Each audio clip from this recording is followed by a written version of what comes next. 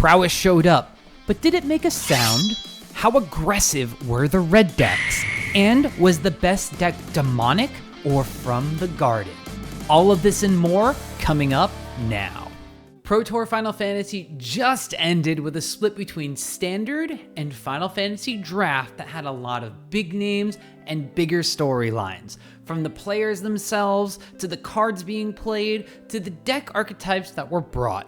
In this video, we're going to go over what was in the room at the Pro Tour and how many copies of those things were played. Then we'll look at those decks based on their popularity to see what your own local or online meta might look like in the coming weeks of Standard. Then we'll narrow it down a little bit to the top 10 win rate decks regardless of how many of them were in the room. And then at the end, we'll wrap it up by looking at the head-to-head between the most present decks that were played on the Pro Tour. Now, before we dive into the data, I do want to say that I am using the Melee platform's results, which had 331 registered players with 331 deck lists, all nice and tidy for us. This is what happens when it's, the Pro Tour, and it's a big, important event with some of the best players in the world there. Again, this event was a split between 6 rounds of Final Fantasy Draft and 10 rounds of Standard constructed play, and we're only going to be looking at the Swiss stage of Standard play, so no draft results and no knockout stage results. Since this is a Pro Tour, once players get a certain amount of wins, they are rewarded with buys, which will not count towards their deck archetype's win rate. Similarly, players with buys in earlier rounds or just due to the lower records will not count either. However, draws, both intentional or not, are counted in these results. So with that out of the way, let's summon our stats. One of the more lopsided Pro Tour metagames in recent memory, there were only 33 unique deck archetypes among the 331 players in Las Vegas. However, 15 of those 33 decks were the only copy at the event, making up 45.5% of the decks that saw Pro Tour play. 5 different archetypes had 2 copies in the room, accounting for 15.2% of the decks that saw play, while there were 2 different archetypes that either had 3 or 4 copies at the PT, which was 6.1% of the room for each of them. 1 archetype had 5 copies being played, which is actually 3% of the room all by itself, while 8 deck archetypes with 6 or more copies made up the remaining 24.2% of the Pro Tour metagame. Now, while that sounds pretty good for the Brewers, remember there were only 33 total archetypes played, and that's mostly because 42.3% of the players in Las Vegas decided to throw their PT hopes behind Izzet Prowess, with a total of 140 pilots sleeving up their cutters and bringing their monk tokens. The amount of Prowess players is so top-heavy that if you add up all the decks from third most played downward on this table, you'd still need 15 more people in order to match the number of Prowess decks at this PT. Now, in a distant second place for metagame share at the event was Azorius Omniscience. The combo deck with a control plan had a decent number of pilots as well, with 66, just paling in comparison to Prowess though, and making up 19.9% of the PT metagame. Mono-red aggro, trading in Prowess for pump spells and mice, still had 36 pilots for 10.9% of the metagame share, and spoiler alert, was enough to take down the entire event. Now, Domain Overlord surprisingly was 4th, with 14 pilots making up 4.2% of the metagame share, while Dimir Midrange also had double-digit players with 11, making up 3.3% of the metagame between the Double D named decks. Jund Roots popped up into the top 10, being the 6th most played deck with 8 copies and a 2.4% metagame share, while Azorius Control tied for 7th with Orzhov Pixie, the 2 slower archetypes being represented with 6 copies each and a 1.8% share of the metagame each. Now, there was also the Golgari version of Roots, basically dropping the Thrillseeker main deck, which also had 5 copies of the PT for a 1.5% metagame share, while 2 opposite archetypes shared 10th place overall, as Boros Aggro, a spin on the red deck with some extra mice synergies and sideboard options, as well as Jeskai Control, had 4 decks played for a 1.2% share of the metagame respectively. Let's continue our discussion about how many decks were in the room by shifting to look at deck popularity and how different decks compared within their tiers. Now, for those that are newer here, popularity is something I've come up with that is used to rank the decks at each event with a letter grade from D tier up through S tier based on where they fall for that event's standard distribution of deck archetypes. Sounds a little mathy because it does use a little bit of math, but what this looks to show is not only how likely you are to encounter these decks on your own Magic the Gathering online or RCQ grind, but also take a bit of a closer look to see if popular also means powerful, or if they fell a little flat. Now, if you couldn't already guess, there's only going to be one S-tier deck at the event, and that, of course, is Izzet Prowess. It's really hard for other decks to compete in popularity when one of the decks makes up almost the same amount of the metagame share as its win rate. Although it is interesting to point out that at one of the most competitive events we've had in this iteration of Standard so far, the quote-unquote strongest deck in the meta is under 50% win rate for the first time all RC season. Now, this isn't full copium that the deck is falling off or anything, but I do want to highlight that while I see people saying the number of pilots is bound to have some quote-unquote bad pilots, I don't think that's really a talking point here.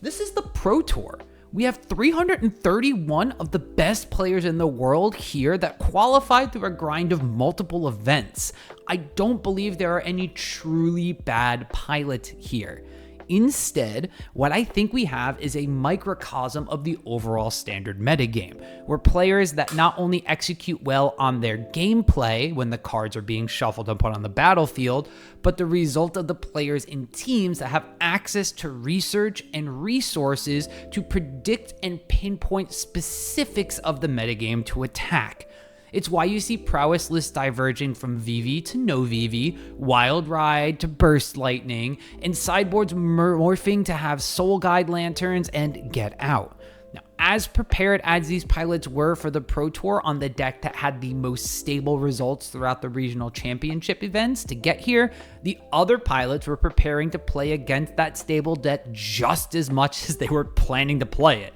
So are we seeing the start of the downfall of Prowess? Not entirely sold on that, but are we seeing how a metagame can warp to really hunker down on the deck when it's this highly played? I'd buy that for $1. Azorius Omniscience had enough copies of the Pro Tour to qualify as our only A-tier deck as far as popularity goes, and some different cards in the list ended up being an overall positive to the win rate of the deck at the event, claiming a 52.4% average win rate overall. While the deck can still play the combo plan of Omniscience and Meringue River Regent, cards like Oracle of Tragedy and Overlord of the Flood Pits help the deck present some early blockers while still digging deep for the required cards, taking the place of multiple copies of Stock Up in some lists. Scroll Shift as a card allowed for not just big River Regent turns later down the line, or ways to keep digging off of cards like Archaeologist, but for Overlord of the Flood Pits to go from an impending card draw spell to a flying brick wall or even potential clock that opponents had to deal with while the deck could find its combo kill. Now, overall, the deck and its changes benefited from the large majority of the room being Prowess, as we'll go over a little bit later in the video's head-to-head section.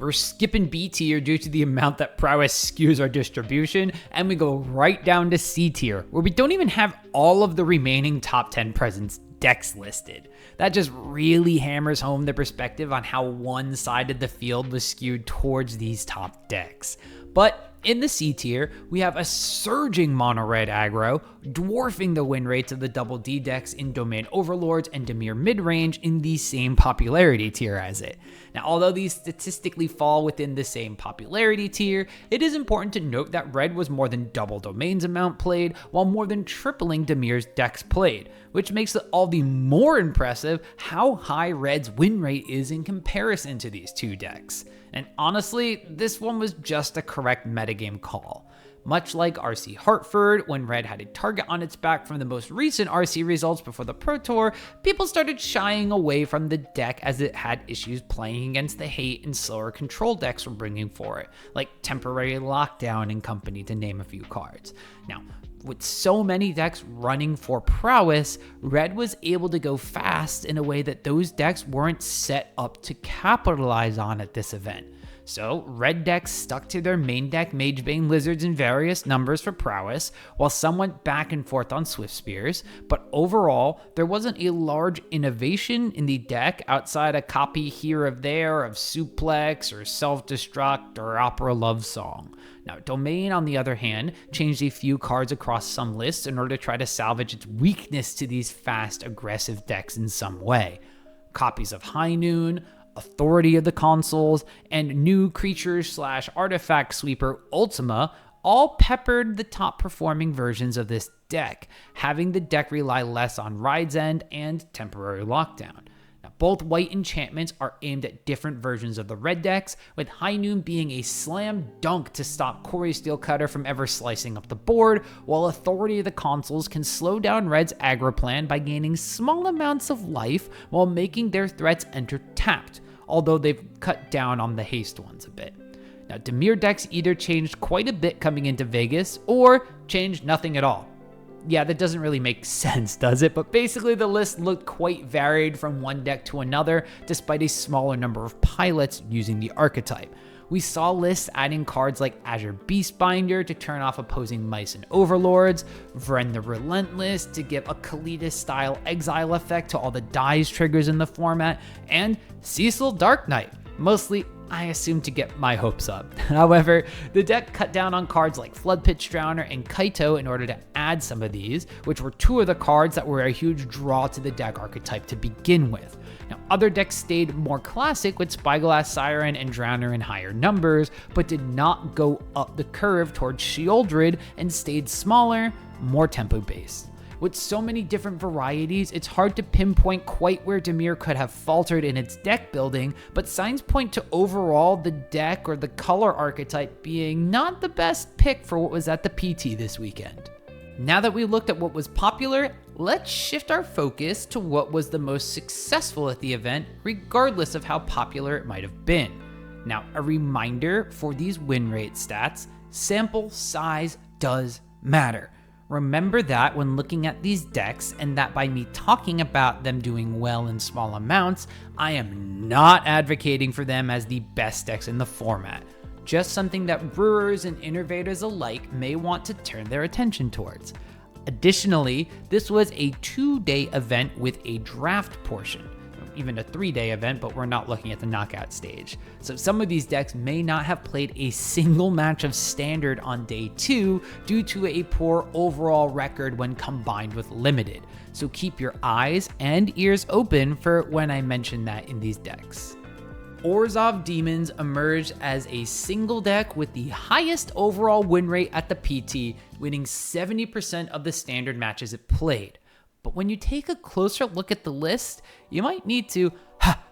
wipe off your glasses and check the calendar, because this list took a time machine back to the unstoppable slasher Bloodletter of Aklazot's era, going all in on this combo of creatures alongside some Preacher of the Schism and Elenda Saint of Dust to close out games. Spot removal and pest control team up to try to keep the field clean of tokens, talents, and mice in the red matches, while Unholy Annex can slowly sap away life in the longer games, turning Elenda into a powerful game-ending threat all by herself once you've gained enough life.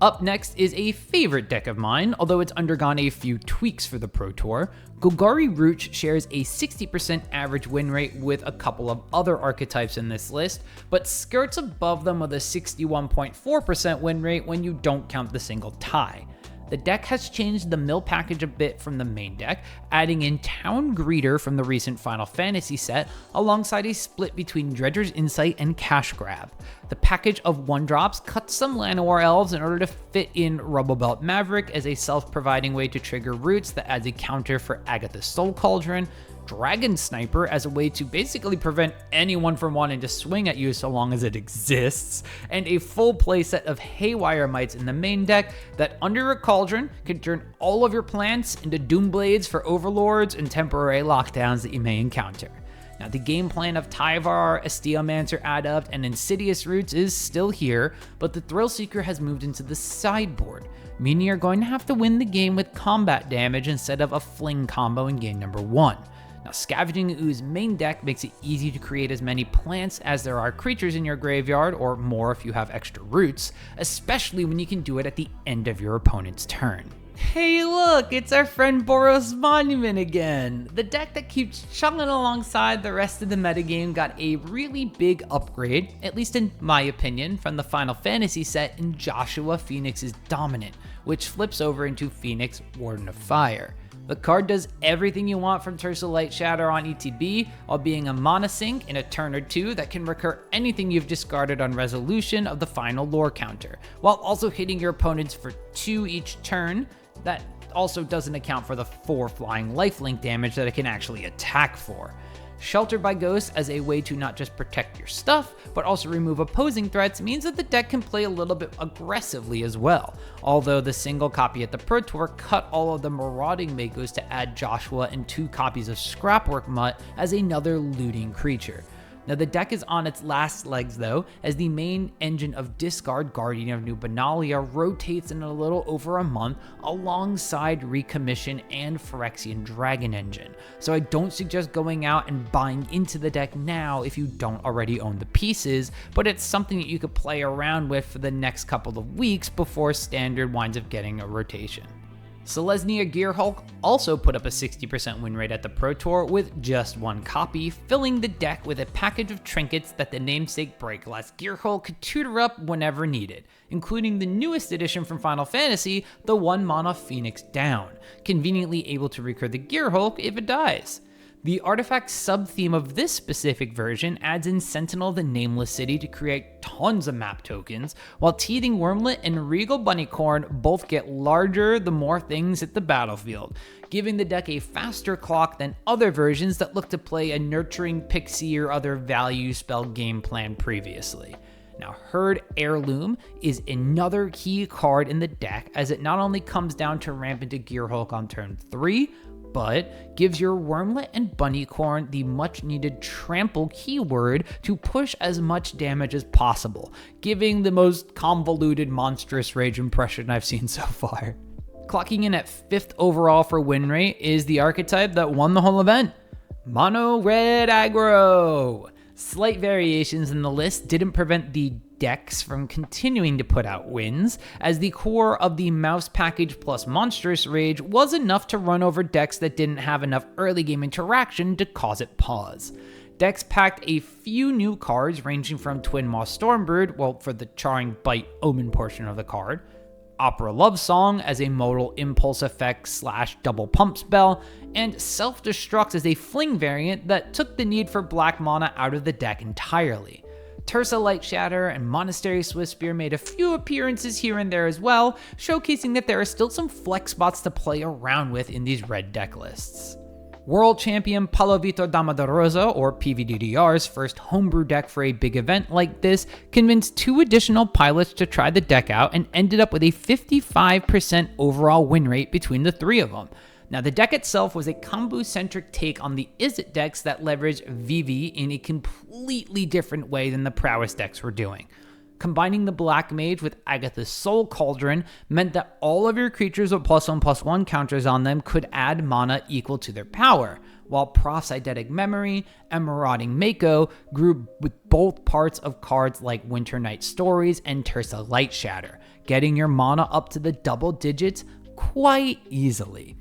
Now, digging through the deck with up to 8 casts of Winternight Stories thanks to Harmonize, the combo kill from the deck was similar to the Jund Roots deck, with Voldaren Thrillseeker being able to fling your largest mana-producing creature at their faces, or stick it underneath a Cauldron itself to make them all fly at the opponent's face. Now, part Prowess, part Roots, and an execution that was similar to the Teamer Otters deck, this deck was a fresh take on the format in a couple of ways that I hope sticks around. at least until rotation takes the Thrill Seeker away from us. We've already talked a little bit about Azorius Omniscience and some of the card changes the deck saw for the Pro Tour, and it was enough to propel the deck to the 7th most winning list at the Pro Tour. Now, playing more to the board with Overlord of the Flood Pits, Oracle of Tragedy, and even some lists throwing around copies of Jace the Perfected Mind in the main deck to take advantage of all the self-mill to just draw 3 cards, it saw the list put up a much improved 52.4% average win rate as the 2nd most played deck in the room. Now, all the cards you need to combo are here to stay, but I'm wondering if the deck will still be as resilient come rotation, as a lot of these quote-unquote new additions are actually March of the Machines, or all will be 1 cards that will sadly leave the standard format. Boros Mice clocks in 8th with a 50% win rate across 2 decks, but neither of them saw Day 2 standard action at the Pro Tour. Now, one list ended up 1-4 on Day 1, while the other went 4-1 in the standard portion of Day 1, showing up to Day 2, but losing out in the draft portion before standard even started. That just goes to show that this list could be quite polarizing on its results, and we may not have all of the info to really say if it's good or not. But at the end of the day, how bad could the mouse package that keeps mono red winning be? Now, Flowerfoot Swordmaster and Mabel, Heir to Cragflame, take the flex spots we talked about earlier with the mono red deck, while Shelter by Ghosts and Lightning Helix are the other reasons to put white in the main deck, while sideboard tools like Get Lost, Rest in Peace, and Destroy Evil offer tools that you can't quite find in red decks. Now, the one downside to this list, the fact that Magebane Lizards are all on the sideboard to make room for the additional spells and full playset of Screaming Nemesis in this main deck, meaning it probably struggles against Prowess a little more than the pure red versions do. This time around, Rakdos Aggro isn't just the mono red deck with Kala Sellsword and Burn together. It's packing Cecil Dark Knight and Dark Confidant in a way that's getting me incredibly excited. My favorite Final Fantasy character and one of my favorite cards of all time are combined with the mono red mouse package and Monstrous Rage, while Go for the Throw and Molten Collapse provide answers for any level of threat the opposing decks can represent, so long as a creature or planeswalker. Now, Bob gets a ton of value when our curve is capped at 3 converted mana cost, while Cecil flipping into Redeemed Paladin form means that the non-Heartfire hero creatures can swing unimpeded, and taking damage in a race early can actually pay off for this deck a little bit. Now, because Cecil is here, the deck runs 8 full Pain lands in Starting Town and Sulphurous Springs, meaning that we do lose out on 2 Soulstone Sanctuaries compared to staying mono red.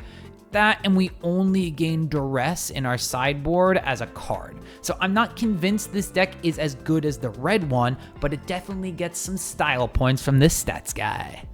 Now, because the event was smaller and the number of archetypes was lower overall, we run into our first sub 50% win rate deck in the top 10 overall. And people are not gonna be happy about it. Yep. Izzet Prowess sneaks in as the 10th best deck in win rate despite being under 50% for the first time all season, which also means that a lot of the brews that were brought to the Pro Tour did not quite hit the mark for their pilots. Now, Prowess decks did have some variations, ranging from only Vivi to Vivi and Draycatcher, Vivi and Swiftspear, or no Vivi at all, with Draycatcher and Swiftspear both being present. It just goes to show that as long as your creature package can benefit via Prowess or another spellcasting matters way to push damage, it's gonna work out so long as you have the Corey Steelcutter and Stormchaser's talent package backing it up.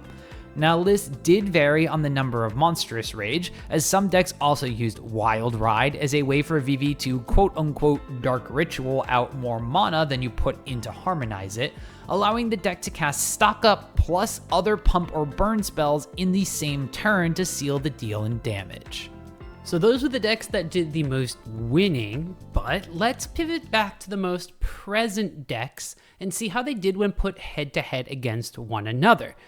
Like winning, but in a different metric. Now, I like to take a look at this specific matchup matrix because it gives us insight into what you should expect to play against if you decide to try one of the top decks, and how it should stack up against your own RCQ, Magic the Gathering online league, metagame, or any other sort of event you're going to go to in just a short amount of time after this video. Again, keep in mind sample size of these matchups, as not every deck played as many games against all the others, especially compared to the Prowess deck. So this is more of a general guideline as to how a matchup may go, rather than a be-all, end-all type of stack ranking. Okay, so here it is, the moment you've all been waiting for. What decks from the Pro Tour beat up on the Izzet Prowess decks? Well, taking a look at the results here, we could see that 6 out of the 11 top presence decks in the room actually had winning records against the Izzet Prowess deck. Now, of course, the Izzet Prowess deck had the largest amount of matches played at the Pro Tour, but in general, the Pro Tour does have a smaller sample size than some of the larger events or the infinite amount of Magic the Gathering online queues you're going to be running into. However, this is a good place to look if you are in a field full of prowess decks like these pros were, to start building towards a deck that has a good matchup against it. I think the biggest thing to point out here is the fact that the Azorius Omniscience deck, which was the second most played deck in the room, has now flipped the matchup into its favor by almost 5 percentage points, with a 45.3% matchup win rate for the Izzet Prowess deck. Now, Prowess has changed their deck a little bit. Vivi versions of the deck are probably a tiny bit slower than the more aggressive versions, and definitely don't win the game as fast as the Slick Shot Show-Off decks of past. So the Azorius Omniscience deck, now with a couple of extra things to stall out or just block, is going to be able to survive long enough to get their combo up and running. Likewise, the mono-red aggro matchup has always kind of been a race between these two decks to see which one was the more red of the two, and spoiler alert, the mono-colored red deck is the one that is more red. A 38.5% win rate is nothing too surprising when you look at the way that the prowess decks have again gone slightly up the mono curve from like 1 and 2 to 2 and 3, but slowed down their game plan. Now, there is a little bit of consistency that angle does add, and that's where we see the Izzet Prowess decks kind of gaining some match win rate against the more slow mid-range and even some of the more rampy control type shells. Domain Overlords and Dimir mid-range were over 60% win rates for the Prowess deck, and against Jund Roots, who, although they have a combo plan of their own, does take a little bit of time to kind of put things together, and unlike the Vivi Cauldron decks, is very reliant on keeping creatures on the battlefield, which Izzet Prowess can of course bounce and kill quite easily. Now, Prowess was struggling against the Azorius control decks. A 17.6% win rate here just goes to show that if you are the one that is controlling the tempo of the game against this deck, that the Prowess deck is not going to be able to get up to speed and execute its game plan properly. Chris Botello on Twitter was going crazy saying that this weekend was great to play Azorius control, and this win rate in this matchup reflects that struggle for Izzet Prowess. But the one interesting thing to note here is that the matchup against Orzhov Pixie was very much in Prowess's favor. Now, this may be just due to the fact that the Prowess deck is playing less creatures overall, so the bounce effects from the nurturing Pixies or some of the other things that the Orzhov deck was doing just aren't as effective when you only wind up having like a Vivi on the battlefield, and against their sorcery speed bouncing interaction that normally got rid of all your small creatures, you're able to just ignore it for the most part. Now, I know I've kind of gone on and on about the Prowess deck for quite some time in this video, but it's more important for people to realize that this deck is not unbeatable, and as it does adapt and change as new cards come and go, that we are going to see different iterations of how it plays out. You can wind up playing a more controlling strategy or something that does lock down the board a little bit more when they are playing a slower game plan. We saw this reflective when they were going for the versions that were running Thundertrap Trainer and Draycatcher and foregoing Monastery Swiftspear and Slickshot Show-Off. So if the Izzet Prowess deck stays with the VVs, which are a little bit of an investment, so if you're at your LGS, people are probably sticking to the money that they've paid already, you can wind up playing one of these slower, more control-y, grindy decks and probably having very similar success rates, although across a larger sample size of games when you wind up going to your LGS for multiple weeks in a row, and of course against a different field of skilled player.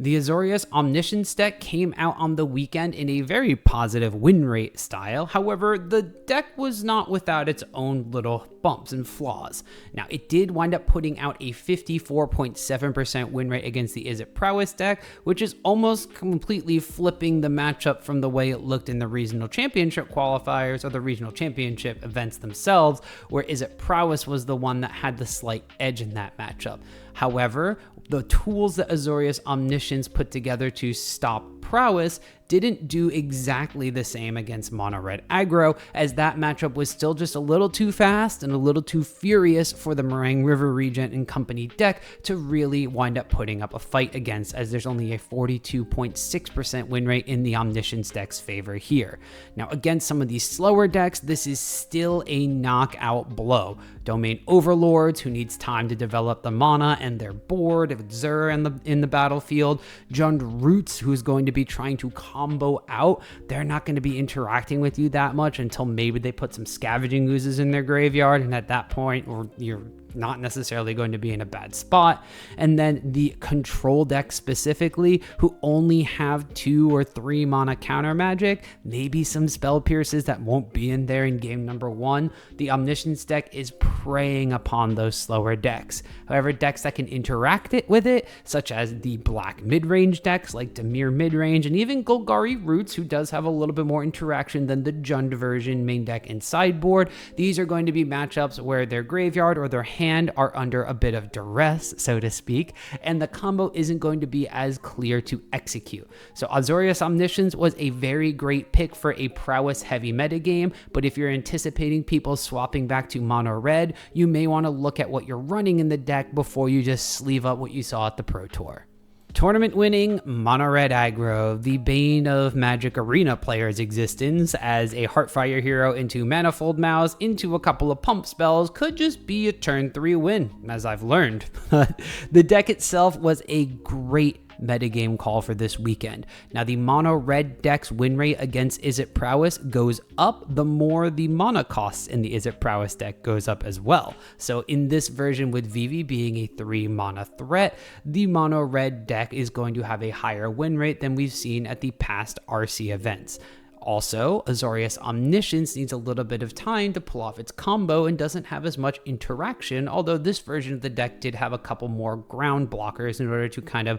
put a bit of a stop to some of the aggression, but it wasn't quite enough against mono red here, as a 57.4% win rate against the second most played deck means that mono red was already in a great spot for the weekend. Now, it's just a bonus that you wind up having more copies of Domain than anybody probably anticipated, which is a fantastic 77.8% win rate matchup at the Pro Tour specifically here, and in general, just a very mono red favored matchup. And then some of the more convoluted decks like the Jund Roots deck, or some of the slower decks like Azorius Control. These again are decks that the mono red deck can just execute its game plan against, especially in game number 1, and then you're already up 1-0 in a matchup that you could potentially win on turn 3 or 4. Now, there are some decks that did give mono red a bit of trouble. Dimir midrange is actually picking up some steam in this matchup specifically, maybe because of running those as your Beast Binders and some of the other lower mana cost creatures that block or attack fairly well into what the mono red deck is doing. And the Orzhov Pixie deck, while it struggled against Prowess in its configuration, is still in the winning side of the mono red matchup with a 40% win rate for the mono red deck in that head-to-head. So mono red is looking really good against the field, but if you are looking to take down mono red at your LGS, take a look at some of these 40% win rate matchups right here. Domain was such an interesting choice for so many pilots to take to the Pro Tour, because I'm not entirely sure what part of the metagame they were gunning for. Now, obviously, there were players that did well in the event on the deck, placing as high as 9th and barely missing the top 8, but for a large majority of the players, it was a rough weekend. The deck has a losing head-to-head record into the top 3 decks at the event, which, if you remember from our breakdown earlier, accounted for 73.1% of the decks at the Pro Tour. You're basically sitting down in 3 out of 4 rounds, knowing that the deck across from you is favored in this matchup. Now, the biggest differences between the list that did the best versus the list that struggled the most seems to be the choice of removal spells, namely the sweeper effects. Now, in the higher placing lists, Ultima in combination with Temporary Lockdown were the main ways to deal with these things en masse, even though the deck also ran Up the Beanstalk, High Noon, and Authority of the Consuls, which Lockdown could potentially snag. Whereas in other lists, Day of Judgment replaced Ultima, while Split Up was in the spot of Lockdown to keep its on 2 mana or less permanents safe. Now, it seems that Authority and Lockdown were much better suited than Split Up was, and lists that did not play Authority would run copies of a tool such as Analyze the Pollen in that spot to find the right answers.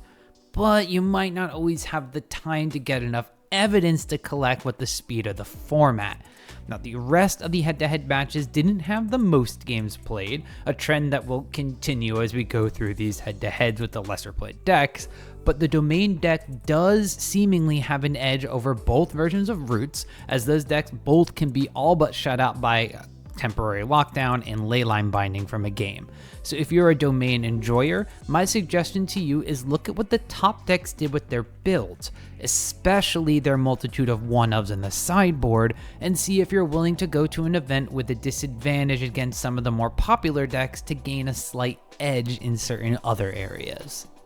So Dimir Midrange was a very all over the place deck as far as the construction from list to list was concerned, but it seems clear as to what the pilots that chose the archetype overall were looking at. In a surprising twist, Dimir lists that shifted away from Kaito and Drowner as the main draw to the deck ended up having positive win rates against the red decks at the Pro Tour, which could be attributed to things like lower curves, faster plays, to playing cards like Vren the Relentless to shut off the second part of Heartfire Hero in a Kalita style effect. Now, while that may take an entire video of its own to walk through each of the lists, it ended up working out for Dimir pilots all over on average. Now, the deck also continued to be a pain for the Azorius Omniscience deck, as having a tempo-based game plan that also packed disruptive elements like Cruel Claw's Heist, Deep Cavern Bat, or even just good old Duress made it more difficult for the Omni deck to assemble its game-winning strategies. So, when looking at the choice from Dimir in regards to these two decks,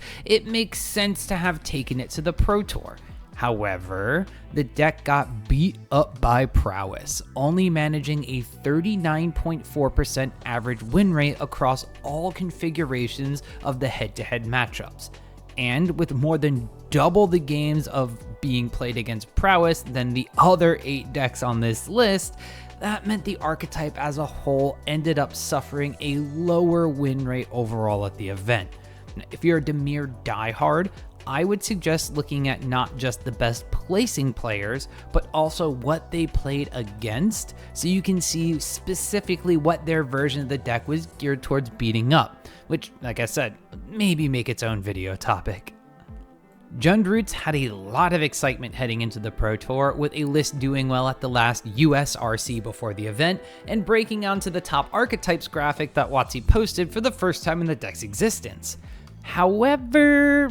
it didn't do well. It's hard to get excited when the deck's real selling point is a 37.5% win rate against the Prowess decks, while it was absolutely run over by Omniscience and Mono Red. So as much as I love playing this deck, it's definitely something that I would have shelved if I personally were headed into this PT metagame. While the deck does have some combo-centric solitaire type games, even a small amount of interaction to put a teeny delay in that game plan can be enough for the explosiveness of the red decks or the combo plan of the Omniscience deck to just completely flip the script and play its own quote-unquote solitaire game to win. Now, the larger presence of Domain at this event was also something that the Roots deck was not happy to see, if there were more matches, of course. Now, with only 4 recorded here and a 50% win rate, it could be a little ambiguous, but knowing the matchup a little bit, Domain decks sometimes have things like Temporary Lockdown, sometimes they have things like Split Up. I think that's exactly where like the 50-50 line is drawn in this matchup, whether they played against the Lockdown or the Split Up version. Now, Roots might be a fun deck to goldfish with at local events for a few more months, But if you're looking for a slightly more consistent version that can interact with opponents a tad better, I'm going to point you towards the PvDDR Vivi Cauldron deck for the time being. Azorius Control was called out as a great deck to play into the Izzet Prowess decks, and that held true for the Pro Tour as well. What it didn't do, however, was win against many of the other decks at the event. Looking at how high its win rate against the most played deck in Vegas was, and then looking at the overall win rate just tells you all you need to know about how well the other head-to-head matchups actually went. Although Blue-White Control was geared for the Prowess matchup, with decks running multiple copies of both Temporary Lockdown and Ultima, these cards were not what was needed against decks like Azorius Omniscience. Now, the top placing list ended up going heavy on the white as well, packing 15 total different planes, 8 basics, 4 the Surveil lands, and 3 enters the battlefield tap lands from Dominaria United with the basic land type in order to play 3 main deck laydown arms. Although this version of the deck and this specific pilot never actually encountered a mono red deck during the Pro Tour. The different numbers on cards like No More Lies, Stock Up, 3 Steps Ahead, and even cards like Dreams of Laguna all tailored the control decks towards slightly different things. However, it doesn't look like a lot of those paid off either because the win rate is low or it didn't play against those decks that it geared up for at all. Now, going forward, I'm going to offer the same advice I give to control players after large events like this consistently. Remember that these specific lists are configured for what their pilots anticipated at this specific small-sized event. If you're planning to take Azorius Control to your own events, I'd use this as a starting point more than a net deck to copy all 75 specific cards from.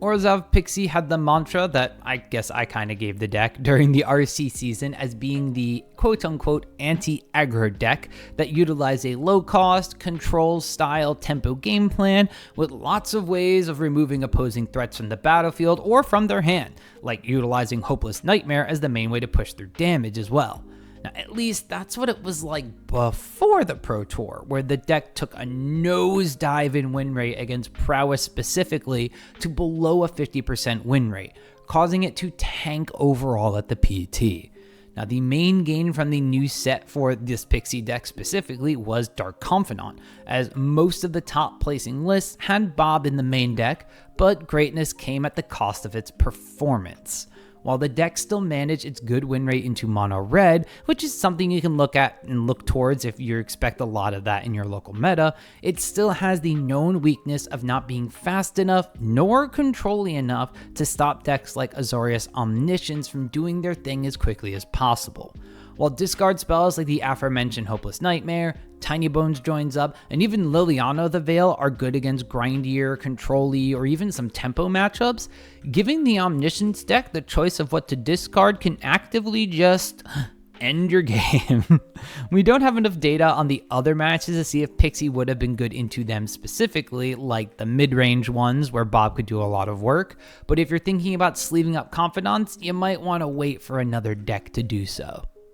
Golgari Roots was the second highest win rate archetype at the Pro Tour and the highest win rate archetype with multiple copies in the room, so it's not exactly odd to see that it had a positive win rate against the top 3 decks in Vegas along the way. While the deck ditched the combo win that Jund relies on in game number 1, the addition of just good, synergistic creatures to play alongside Insidious Roots was enough to lock down the board against red, eat up the graveyard versus Omniscience, and slow down the Prowess decks so they never really exploded. Now, Golgari Roots specifically leveraged multiple copies of interactive creatures instead of needed combo pieces, such as Haywire Might and Scavenging Ooze, which underneath Agatha's Soul Cauldron made all its plant tokens into copies of one or both creatures. This meant that temporary lockdowns, Quarry Steel Cutters, and Omnisciences never stayed on the battlefield or graveyard long enough to become a real threat,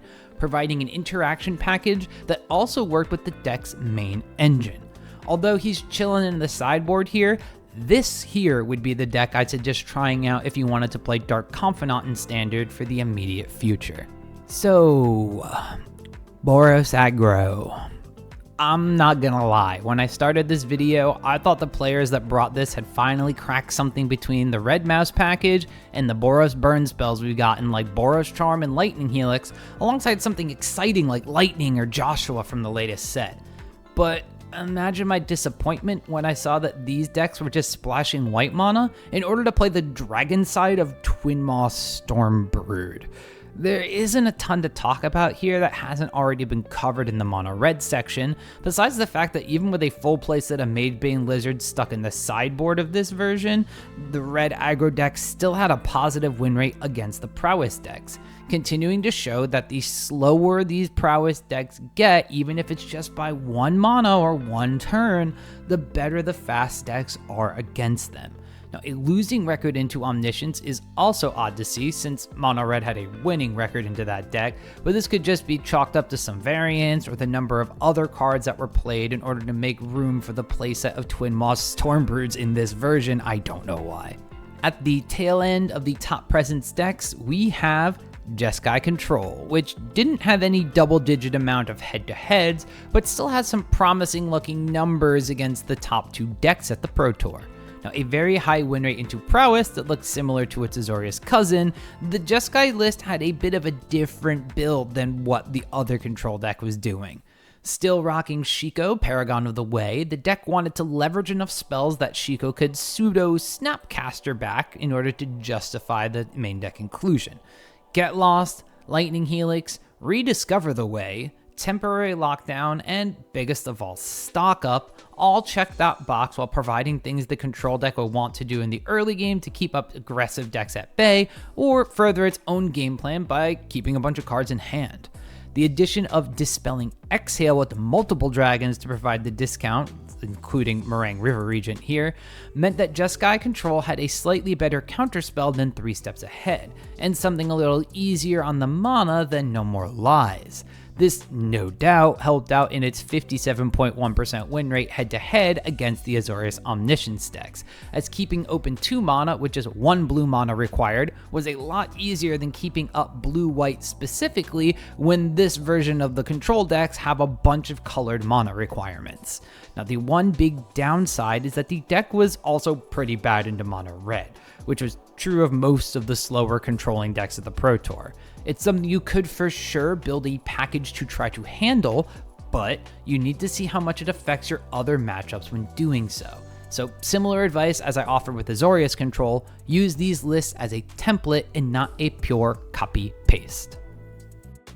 So even though the Pro Tour has happened and there are no regional championships for Standard in the near future, there is still the Magic Spotlight series that is taking place in Japan at the end of June, which is still going to be the Standard format. And with not a lot of time between then and now, I'm thinking that this Pro Tour meta is going to definitely weigh upon people's decisions for decks come the Spotlight series event. So while you may not necessarily have any Standard events for yourself until the RCQ season for Modern is over and rotation is on the horizon, there is still one big event left on the calendar for a lot of these players, which is Standard. So that's why I want to know, what do you think about the position of Standard right now? There is going to be a ban announcement towards the end of the month too, but that's going to wind up happening after the Spotlight series. So what I'm interested in is, how do you think Standard has shaken up because of the results of the Pro Tour?